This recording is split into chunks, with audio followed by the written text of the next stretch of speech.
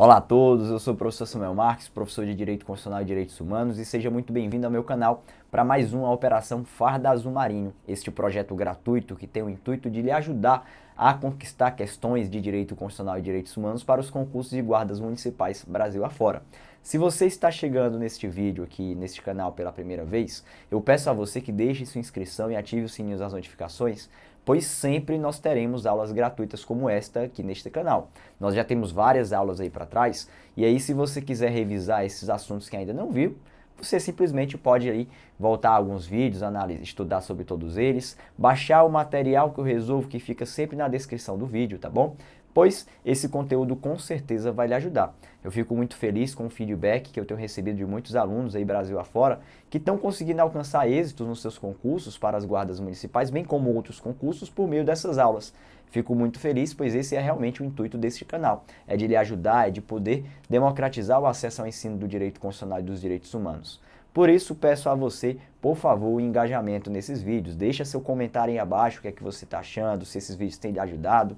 Enfim, deixa seu comentário, deixa sua curtida, compartilha com seus amigos para que a gente possa sempre manter esse projeto aqui no nosso canal, beleza? Bom, pessoal, a Operação Farda Azul Marinho desta semana será ainda tratando questões de direito constitucional, tá?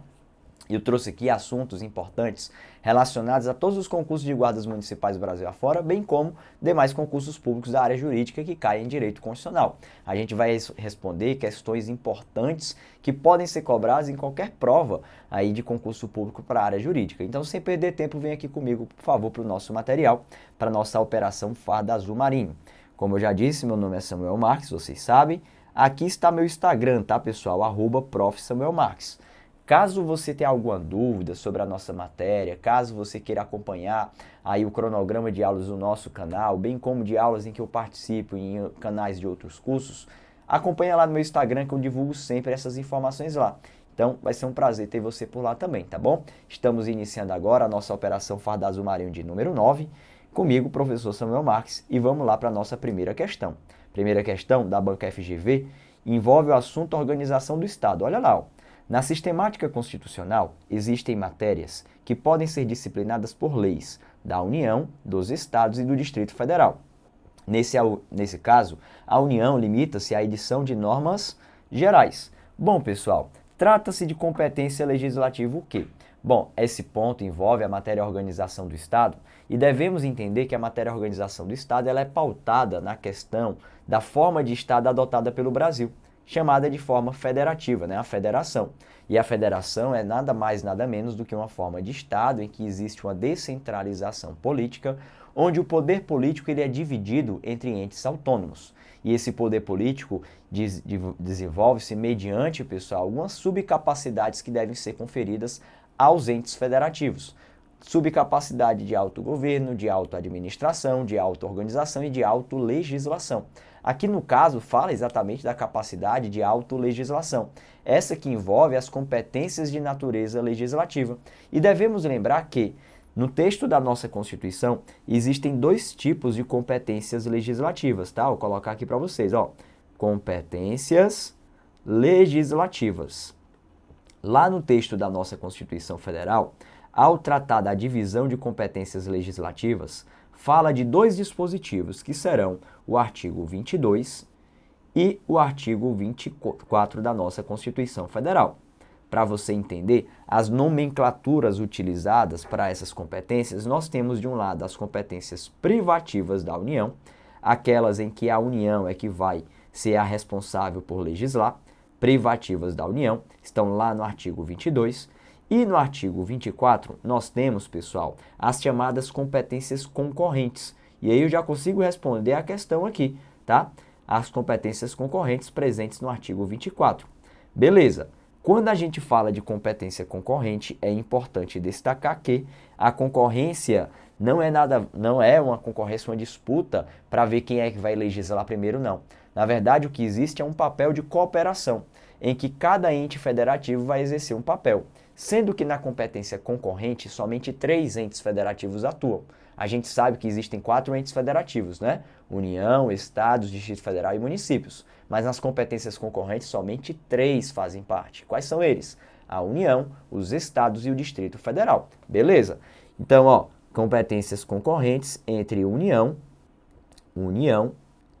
entre os estados e o Distrito Federal. Beleza? É assim que você vai visualizar para cá no artigo 24 da nossa Constituição Federal. Aqui estão as competências concorrentes. Já as privativas da União, obviamente, somente a União pode fazê-la, né?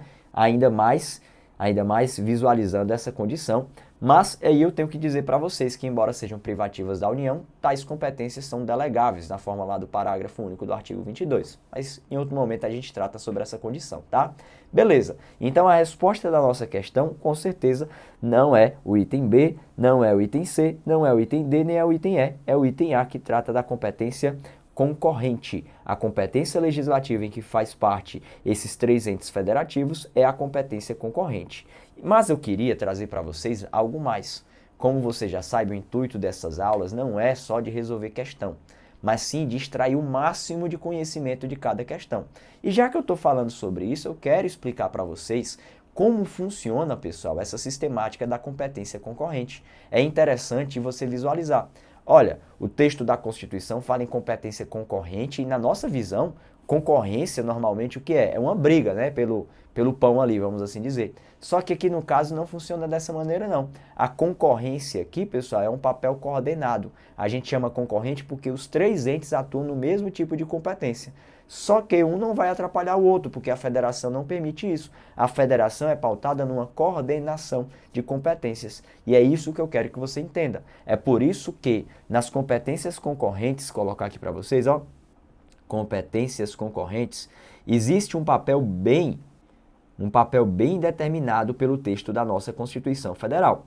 Segundo a nossa Constituição Federal, lá, pessoal, no artigo 24, parágrafo 1º ao 4º, vai falar como funcionam essas competências concorrentes.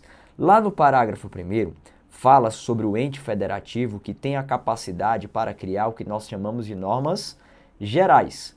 O que são normas gerais? São aquelas normas genéricas que se aplicam em todo o território nacional. Bom, na competência concorrente, inicia-se por uma norma geral. Quem é que tem competência para criar essa norma geral? Competência para criar norma geral, segundo a Constituição Federal, limitar-se-á à União. Então, esse papel de criar normas gerais é um papel da União. Aí vem o parágrafo 2º e diz que a competência para legislar sobre normas gerais da União não exclui a competência suplementar dos Estados. Fala sobre as normas suplementares. O que são normas suplementares? São normas que especificam as gerais.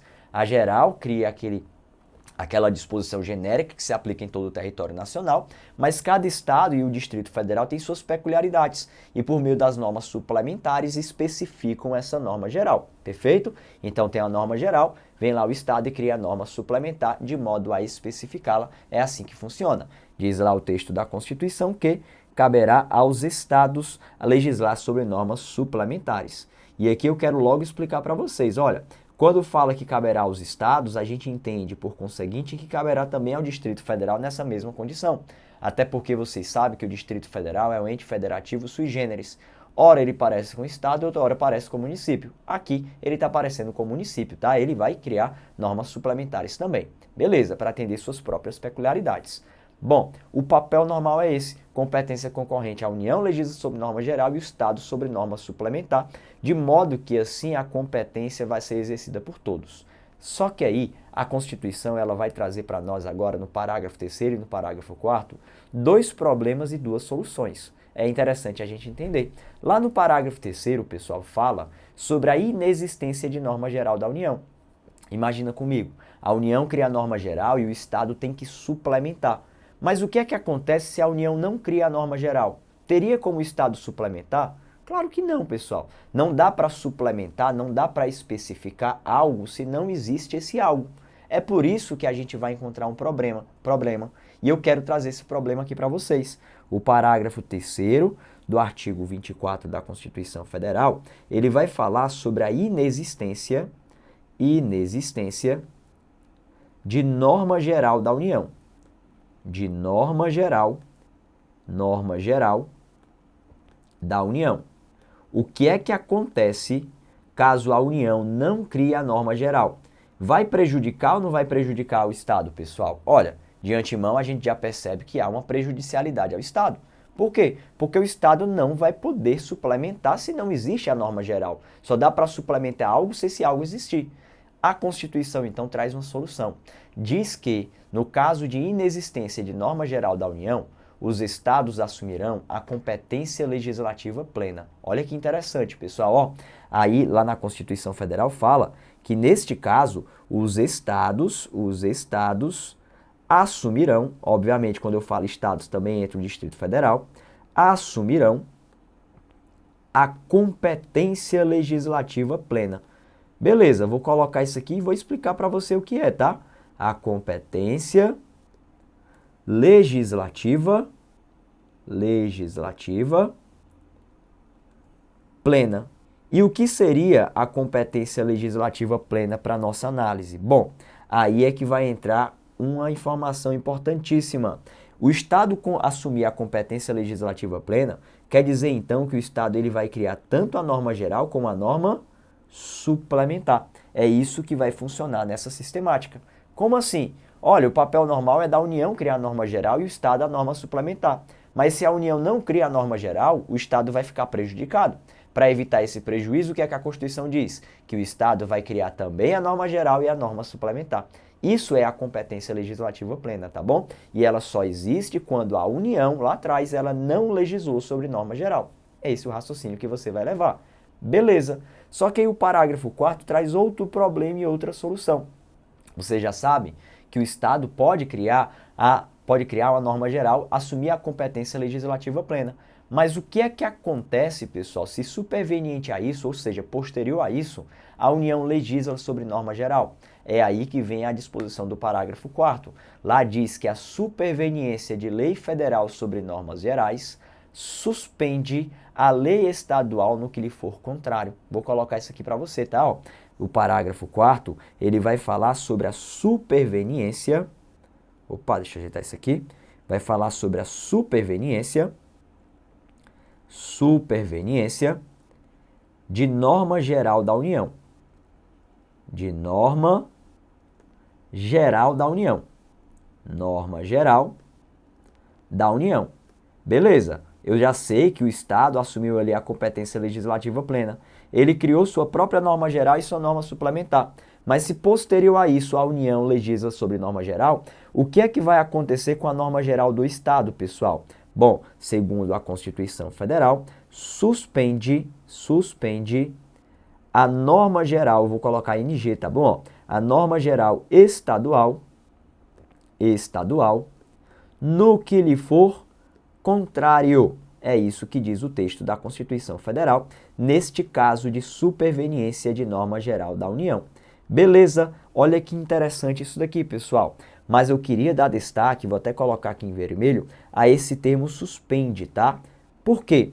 Porque quando eu falo em suspender, não é a mesma coisa que revogar. Lá na hora da sua prova, ele vai tentar lhe enganar. Vai dizer que a superveniência de norma geral da União revoga a norma geral estadual no que lhe for contrário. Falso. Suspende.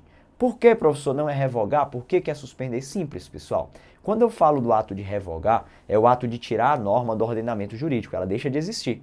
Quando eu falo do ato de suspender, quer dizer que a norma continua existindo. Ela só não vai ter aplicabilidade. Ela só não vai ter eficácia. E é isso que acontece. Mas o motivo disso é mais simples ainda. Uma norma geral da União, uma norma criada pela União, uma lei federal, poderia, pessoal, revogar uma lei estadual? Não pode. Por quê? Porque lei federal só revoga outra lei federal. Lei estadual é que revoga uma lei estadual. Existe uma teoria, para aqueles que já estudaram direito, fizeram os primeiros semestres da faculdade de direito, sabe que é a chamada teoria da apoiese jurídica. Uma teoria que diz que uma norma só pode ser revogada por outra norma de igual natureza que a revogue. É assim que funciona. Portanto, pessoal, uma lei federal nunca revogará uma lei estadual. E o termo que você deve lembrar aqui é que suspende. E essa palavra ela é muito importante, tá bom? E vai suspender toda a norma geral estadual? Vai não, só no que lhe for contrário. Esse esse panorama aqui sobre as competências concorrentes é algo muito importante para você. Tira print dessa tela, tá? Deixa isso guardado, porque na matéria Organização do Estado isso aqui se torna como fundamental para você, beleza? Com isso, pessoal, voltando para cá, como eu já disse, a ideia é extrair o máximo de conhecimento de cada questão. Essa questão nem falava sobre esses pontos, né? Mas é interessante você saber esse passo a passo aqui. Feitas essas considerações, item A foi o gabarito da primeira questão e eu passo com vocês agora para a nossa segunda questão. Olha lá, ó. De acordo com a Constituição Federal, a segurança pública, dever do Estado, direito e responsabilidade de todos, é exercida para a preservação da ordem pública e da incolumidade das pessoas e do patrimônio através dos seguintes órgãos. 1. Polícia Federal e Polícia Civil são órgãos de segurança pública, pessoal? São sim, né? Olha lá o 2. Polícia Rodoviária e Ferroviária Federal são órgãos de segurança pública? Também são. 3. Polícias militares e corpos de bombeiros militares também são. 4. Polícias penais municipais. Eu pergunto a você, existe polícia penal municipal? Existe não. Já sei que aqui está errado, hein? O 4 não está certo, porque polícia penal só existe no âmbito da União, né? A Polícia Penal Federal. Existe também a Polícia Penal dos Estados e a Polícia Penal do Distrito Federal. Não existe Polícia Penal Municipal. Inclusive, lembrando, pessoal, a lista de órgãos de segurança pública, presente lá no artigo 144 da Constituição Federal, é uma lista de órgãos que tem uma natureza de taxativa, você sabe disso, né? Essa lista de órgãos presente lá no artigo 144, inciso 1 ao 6, é uma lista de natureza taxativa. Vou colocar isso aqui para vocês, ó. Nós estamos aqui diante de uma lista taxativa.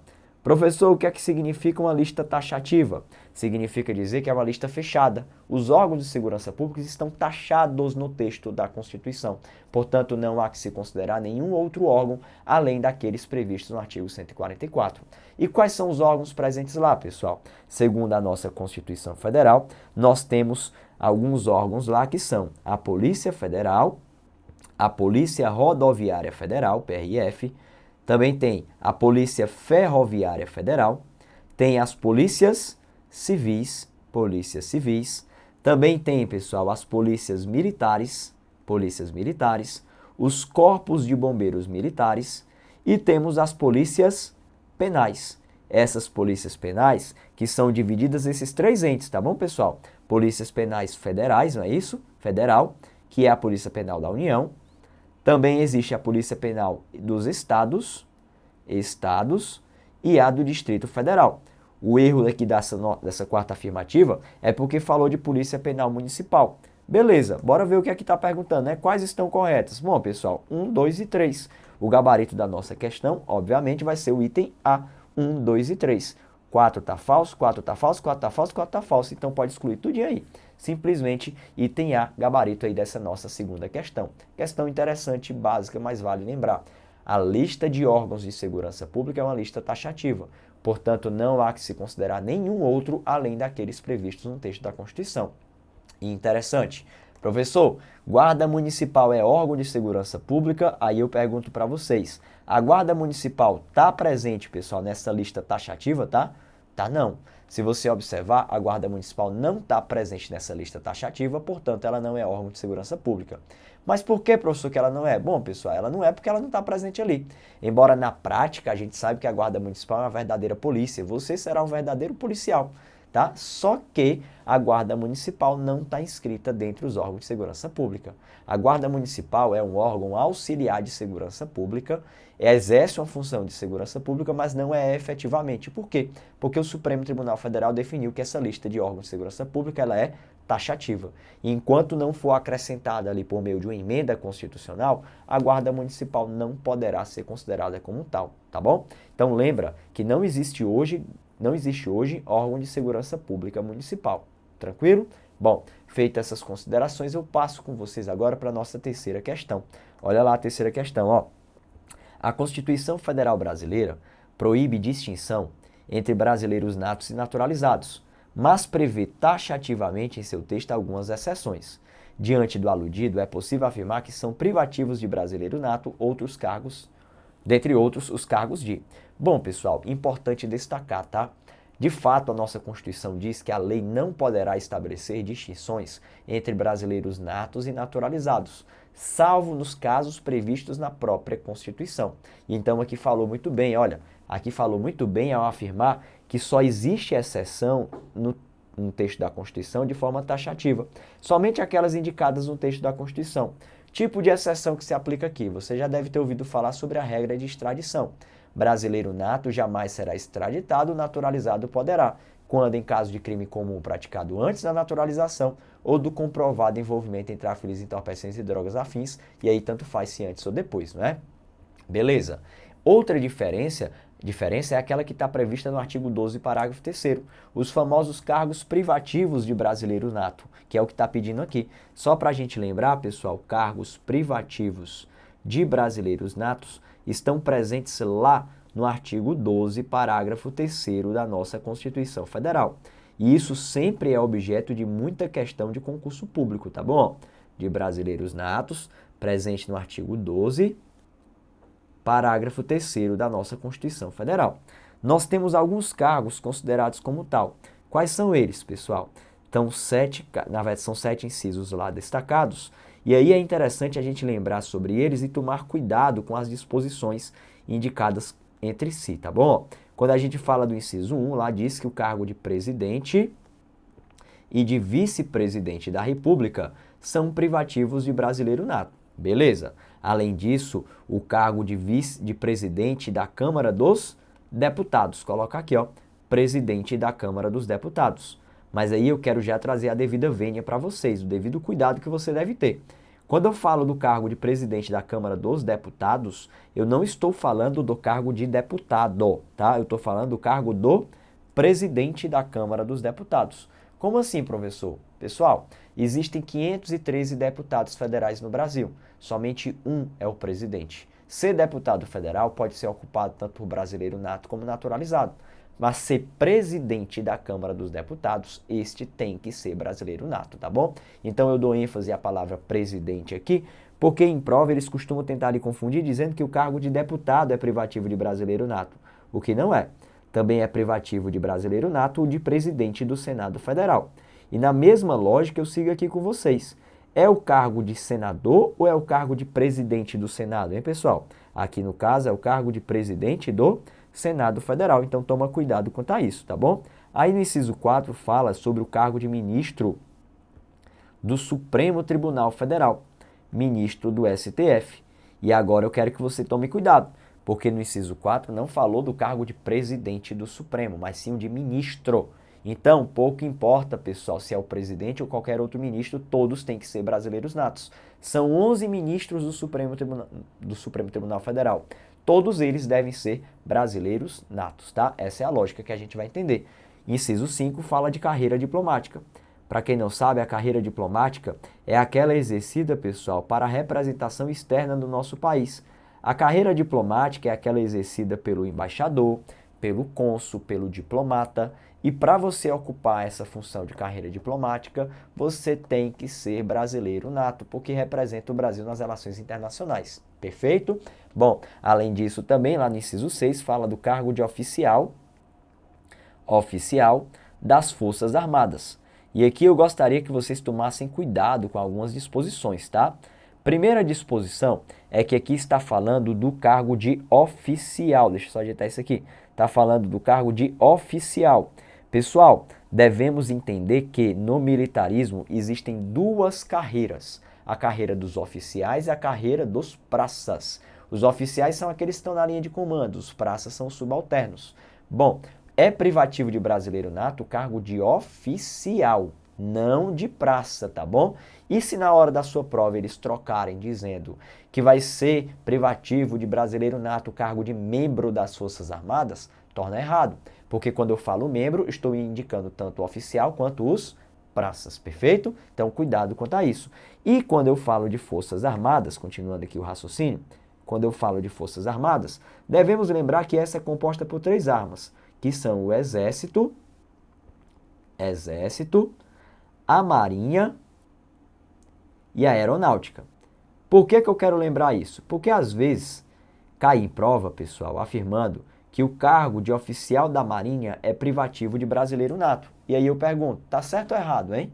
Tá certo. Por quê? Porque a Marinha faz parte das Forças Armadas, então não torna errada a questão. Então pode ser que seu examinador ele cobre de maneira diversa ao que está escrito na literalidade e ainda assim a questão esteja correta, tá bom? Oficial da Marinha, oficial do Exército, oficial da Aeronáutica são, por conseguinte, oficiais das Forças Armadas. E por último a gente fala do cargo de Ministro de Estado da Defesa. Coloca aqui, ó, Ministro de Estado da Defesa. O que é o cargo de ministro de Estado? É um cargo de auxílio ao presidente da República. Só que eu queria destacar para vocês é que nessa hipótese do inciso 7, somente se aplica ao cargo de ministro de Estado da Defesa. Como assim, professor? Pessoal, o presidente da República tem vários ministros de Estado que auxiliam sua atividade. Tem o ministro de Estado da Educação, o ministro de Estado da Saúde, o ministro de Estado da Justiça e Segurança Pública, tem o ministro de Estado da Defesa. Desses aqui que eu citei, tá? Por exemplo, quais deles é privativo de brasileiro nato? Qual dele é privativo de brasileiro nato? Somente o ministro de Estado da Defesa. É isso que eu quero que você entenda. Nada impede de um naturalizado ocupar o cargo de ministro de Estado da Educação, por exemplo. Nada impede. Portanto, cuidado na sua prova, que é o ministro de Estado da Defesa. Assim, aqui nós visualizamos os cargos privativos de brasileiro nato. Geralmente, as pessoas costumam aliar essa questão em prova por meio de um bizu. Não sei se vocês já ouviram falar. É o famoso bizu do mp3.com. As pessoas costumam assimilar dessa maneira para lembrar desses cargos que são privativos de brasileiros natos. Quais são eles? M de ministro do Supremo Tribunal Federal, P3 porque nós temos 3 presidentes, o da República, o da Câmara e o do Senado, o C de carreira diplomáticas, o O de oficial das Forças Armadas e o M de ministro de Estado da Defesa. Só que é o seguinte, pessoal, esse bizu ele é bom, mas ele está incompleto, tá? Devemos lembrar que também está nessa equação o vice-presidente da República, beleza? Então, cuidado com o mp3.com porque ele não está completo. Com essas informações aqui, que a gente está revisando, a gente já consegue responder a nossa questão. São privativos de brasileiro nato, dentre outros os cargos. Senador e deputado, não, pessoal. É o presidente do Senado, é o presidente da Câmara, né? Falso, item A. Item B. Ministro do Supremo Tribunal Federal é privativo de brasileiro nato? É. Presidente do Senado Federal? Também. Item B, então, é o gabarito da nossa terceira questão já, ó. Olha lá o item C. Prefeito é privativo de brasileiro nato? É não. Governador de Estado? Também não.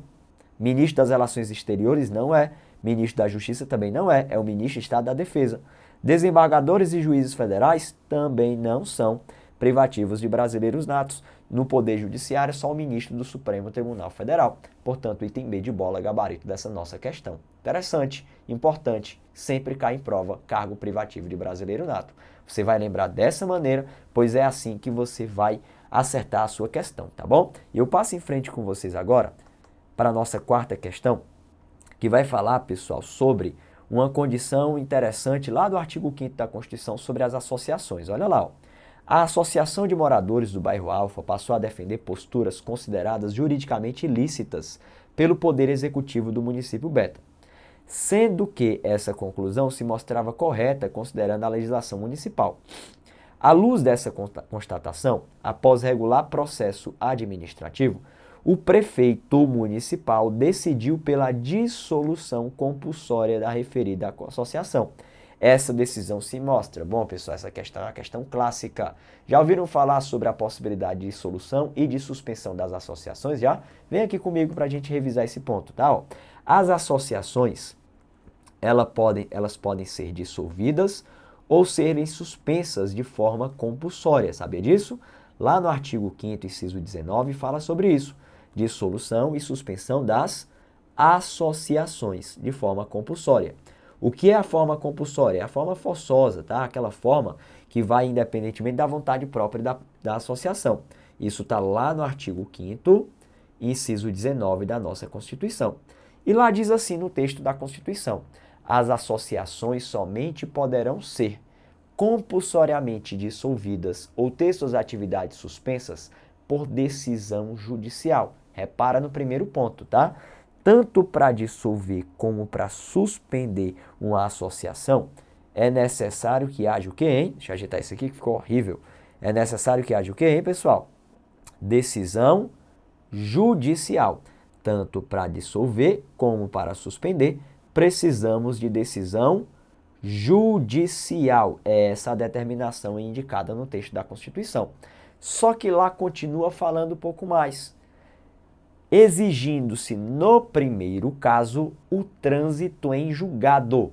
Bom, primeiro ponto, qual é o primeiro caso? Simples a gente analisar. As associações somente poderão ser compulsoriamente dissolvidas, primeiro caso, ou ter suas atividades suspensas, segundo caso, por decisão judicial. Repara, pessoal, exigindo-se no primeiro caso, que é o caso da dissolução, o trânsito em julgado. E é assim que a gente vai visualizar sobre essa possibilidade.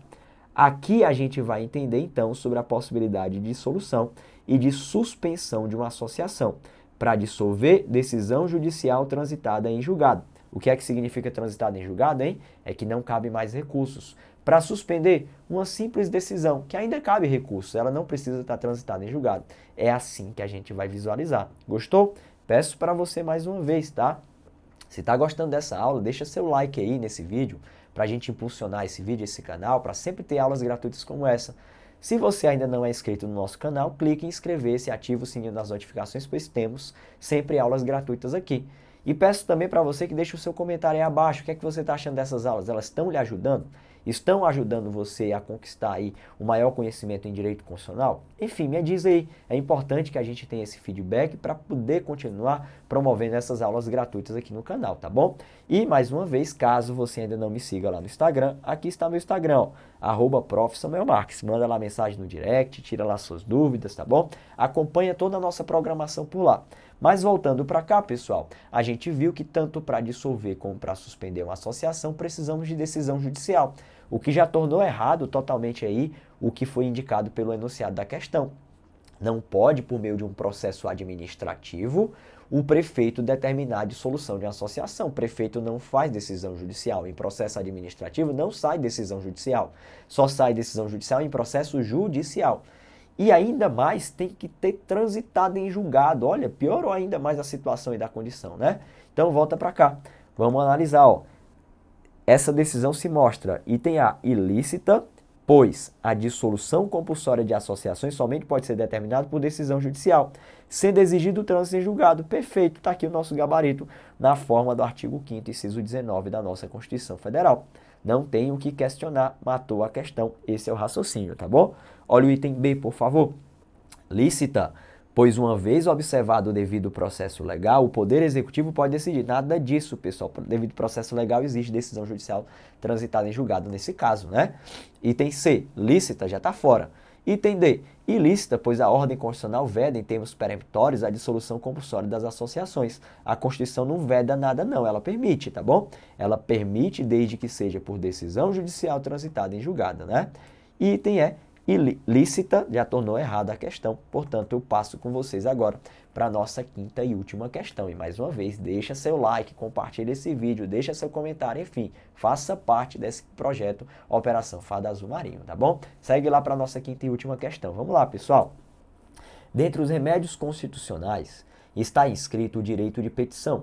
Conforme prevê a Constituição Federal, trata-se de um direito. Bom, pessoal, direito de petição é remédio constitucional, tá? Quando a gente fala dos remédios constitucionais, devemos lembrar que eles são garantias que visam efetivar direitos. Esse é o papel dos remédios constitucionais.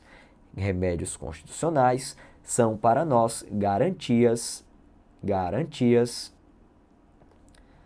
que visam efetivar direitos. Esse é o papel dos remédios constitucionais.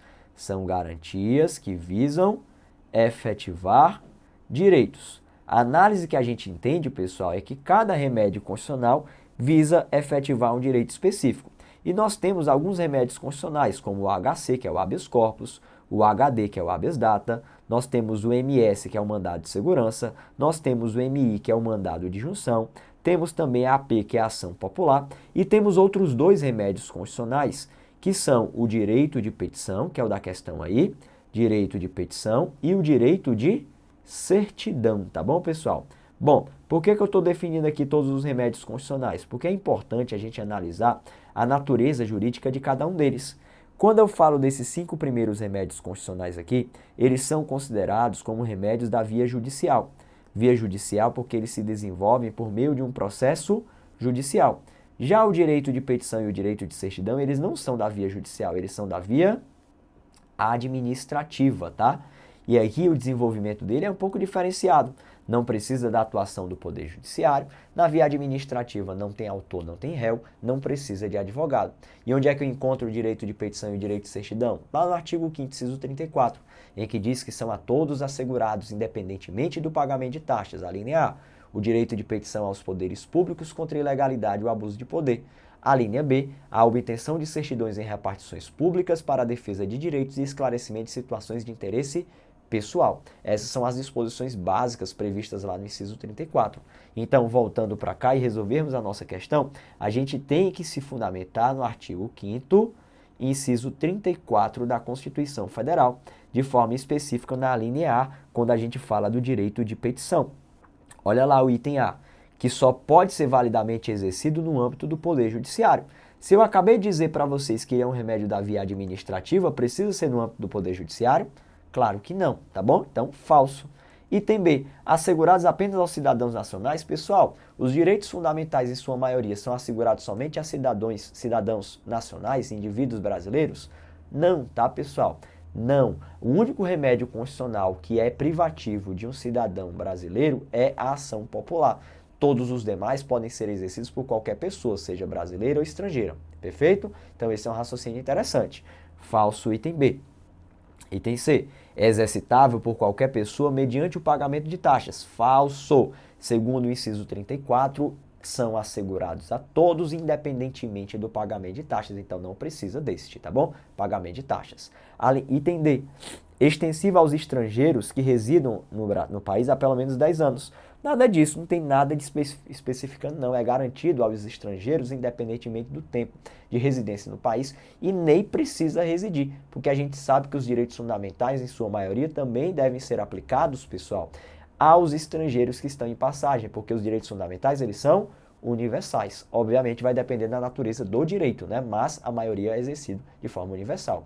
E aí nós temos o item E, assegurado a todos, independentemente do pagamento de taxas, correto de acordo com a disposição do artigo 5º, inciso 34, a linha A da nossa Constituição Federal. Aqui nós resolvemos então as nossas 5 questões propostas para a nossa Operação Farda Azul Marinho de hoje.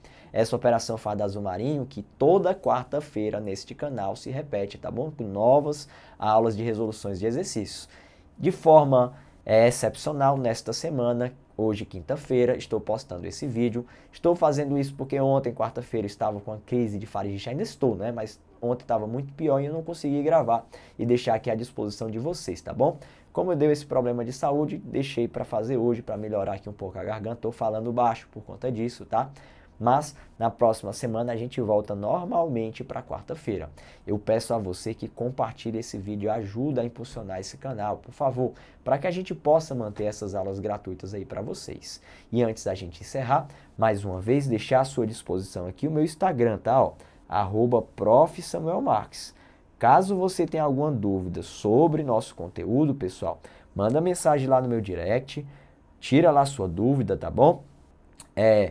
Pode também acompanhar todas as aulas gratuitas que eu faço parte no meu canal, nos canais de cursos que eu dou aula. Enfim, faça parte dessa nossa comunidade. A gente se encontra na nossa próxima semana aqui na Operação Farda Azul Marinho. Um forte abraço e até mais. Valeu!